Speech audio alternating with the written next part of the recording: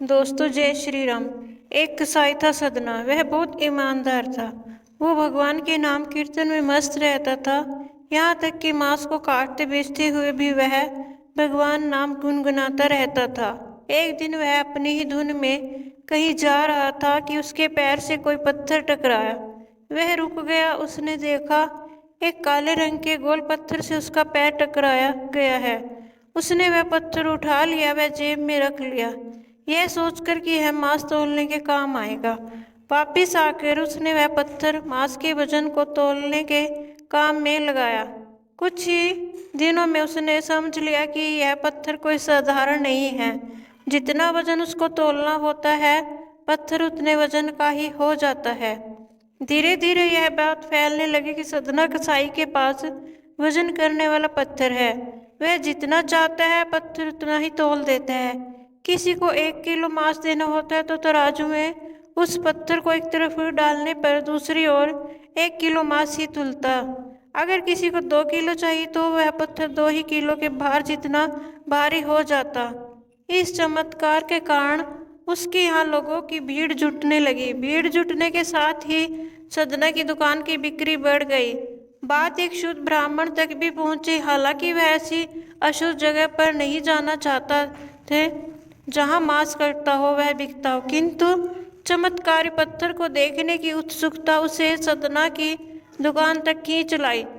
दूर से खड़ा वह सदना कसाई को मीट तौलते देखने लगा। उसने देखा कि कैसे वह पत्थर हर प्रकार के वजन को बराबर तौल रहा था।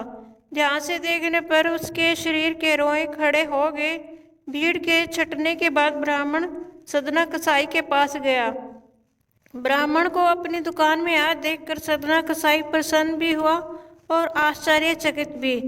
बड़ी नम्रता से सदना ने ब्राह्मण को बैठने के लिए स्थान दिया और पूछा कि वह उनकी क्या सेवा कर सकता है। ब्राह्मण बोला, तुम्हारे इस चमत्कारी पत्थर को देखने के लिए ही मैं तुम्हारी दुकान पर आया हूँ, या यूँ कहे कि ये चमत्कारी पत्थर ही मुझे खींचकर तुम्हारी दुकान पर ले आया है। बातों ही बातों में उन्होंने सदना कसाई को बताया कि जिसे पत्थर समझकर वो मांस तौल रहा है, वास्तव में वो शालिग्राम जी हैं, जो कि भगवान का स्वरूप होता है। शालिग्राम जी को इस तरह गले कटे मांस के बीच में रखना व उनसे मांस तौलना बहुत बड़ा पाप है। सदना बड़ा ही सरल प्रकृति का भक्त था। ब्राह्मण की बात सुनकर उसे लगा कि अनजाने में मैं तो बहुत बड़ा पाप कर रहा हूँ। अनुनय विनय करके सदना ने वह शालिग्राम उन ब्राह्मण को दे दिया और कहा कि आप तो ब्राह्मण हैं, अतः आप ही इनकी सेवा परिचर्या करके इन्हें प्रसन्न करें। मेरे योग्य कुछ सेवा हो तो मुझे अवश्य बताएं।